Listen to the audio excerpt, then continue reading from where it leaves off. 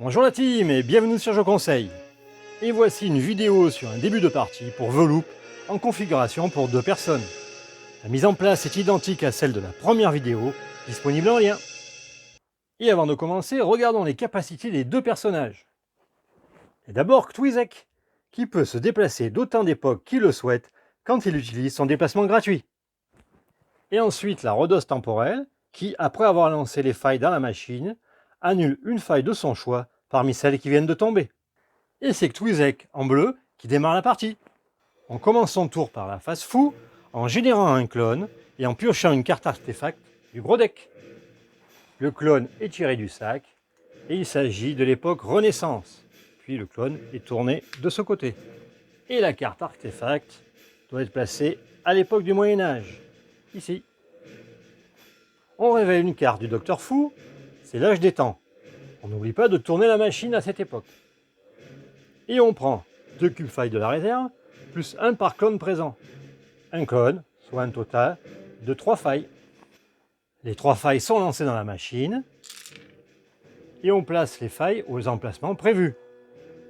Oula, déjà 3 failles sur cette époque. Et comme indiqué en conseil dans la première vidéo, on place la carte du docteur à l'époque concernée. Cela permet de rapidement visualiser les cartes du docteur qui sont déjà sorties. Et maintenant, c'est la phase d'action de Twizek. Avec sa vision quadriphérique, il ajoute une énergie à une époque adjacente. Ce sera sur cette époque. La carte est ensuite engagée. Cette mission demande d'ajouter une énergie à cette époque, ce qui vient d'être fait, et donc on place un marqueur dégâts. Et il en faut 6 pour réussir cette mission.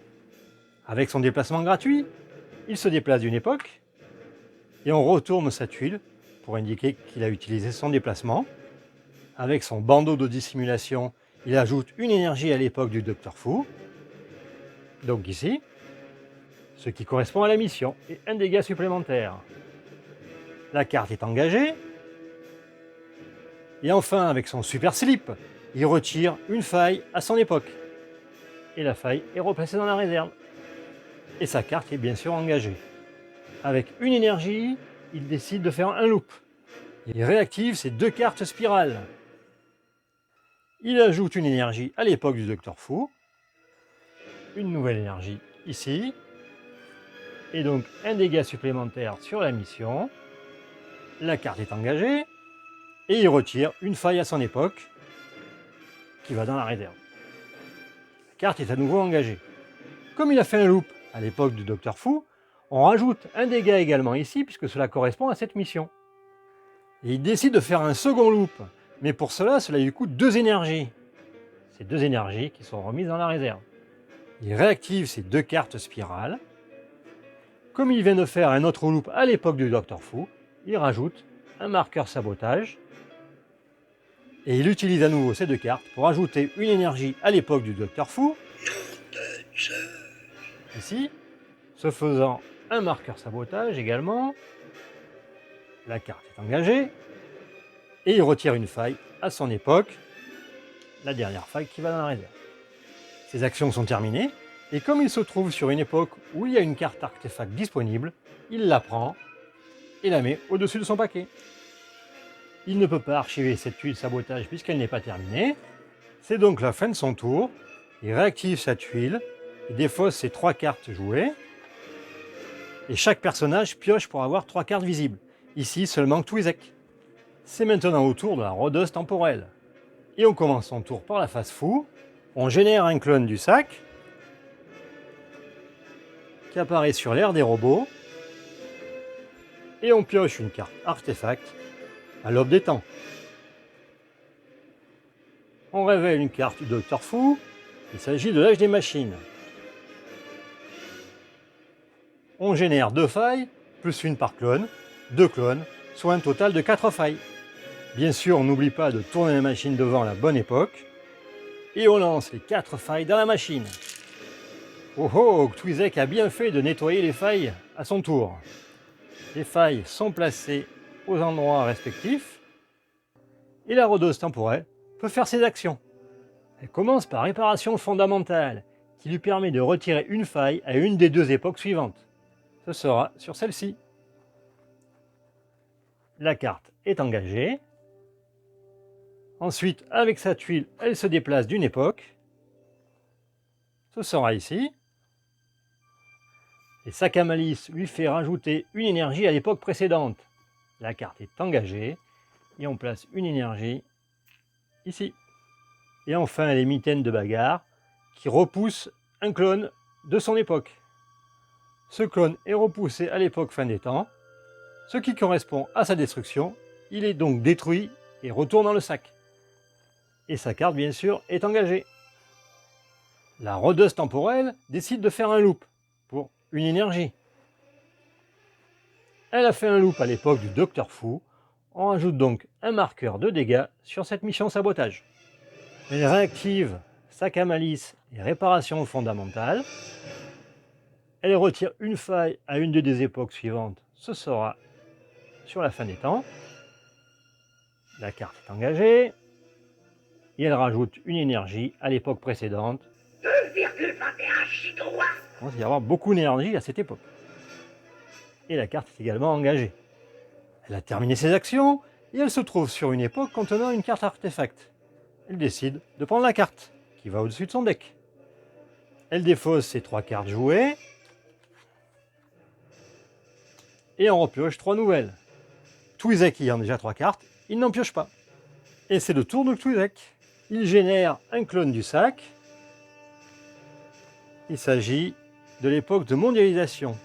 Et le clone est placé de ce côté. On pioche également une carte artefact.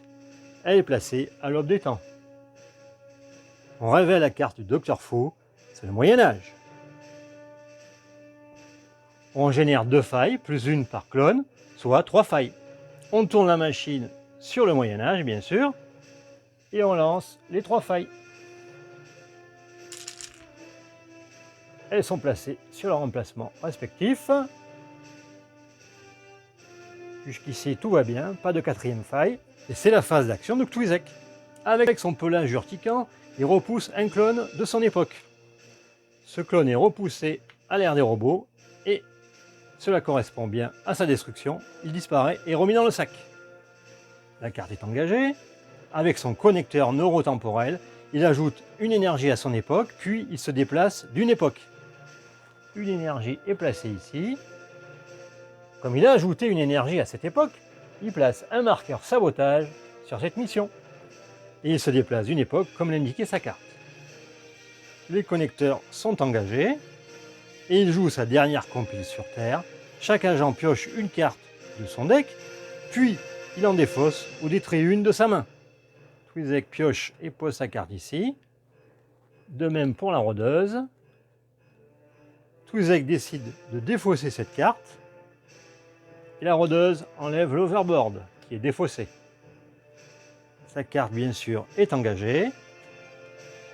Avec son mouvement gratuit de sa tuile, il se déplace où il le souhaite grâce à son pouvoir. Sa tuile est retournée. Et il décide de se déplacer à l'époque de la fin des temps. Pour une énergie, il déclenche un loop. Il réactive uniquement la carte connecteur. Je rappelle, il est interdit de réactiver les cartes trous noirs.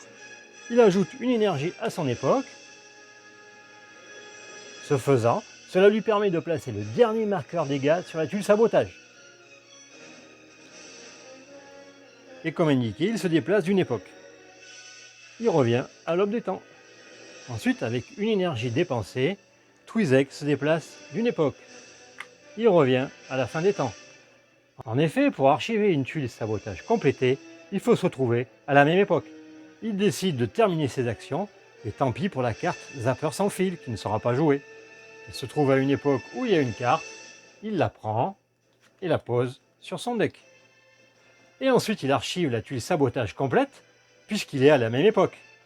Les 6 failles sont défaussées dans la réserve, et la tuile sabotage est placée comme trophée à côté du QG. Et je rappelle que les conditions de victoire dans cette partie est d'avoir 4 tuiles sabotage archivées. Juste après avoir archivé une tuile sabotage, l'agence nous donne une récompense. On révèle autant de cartes du gros deck qu'il y a d'agents plus 1, ici 2 agents plus 1, donc 3 cartes. Et chaque agent ajoute l'une de ces cartes à son deck.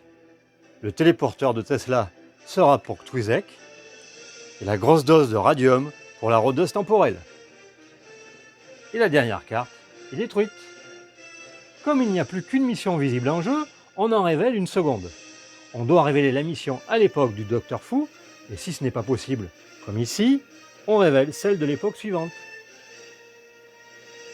Et il s'agit de la mission Extermination des clones. Détruisez un clone à une époque, et sur 6 époques différentes. Allô? Allô? Y'a personne au bout du fil? Et c'est la fin du tour de Twi'lek. Ces 3 cartes sont défaussées. Il en pioche 3 nouvelles. Et on continue la partie jusqu'à ce que les conditions de victoire soient remplies ou qu'une condition de défaite ait lieu. Les conditions de défaite, je le rappelle, étant poser un 4e vortex sur le plateau, ou poser un second vortex à un endroit où il y en a déjà un, ou s'il faut mélanger la pioche du Docteur Fu pour démarrer un nouveau cycle, mais celle-ci se trouvait déjà sur la 3e case cycle du plateau QG. Allez, merci d'avoir suivi cette vidéo, et à très bientôt sur Je Conseille.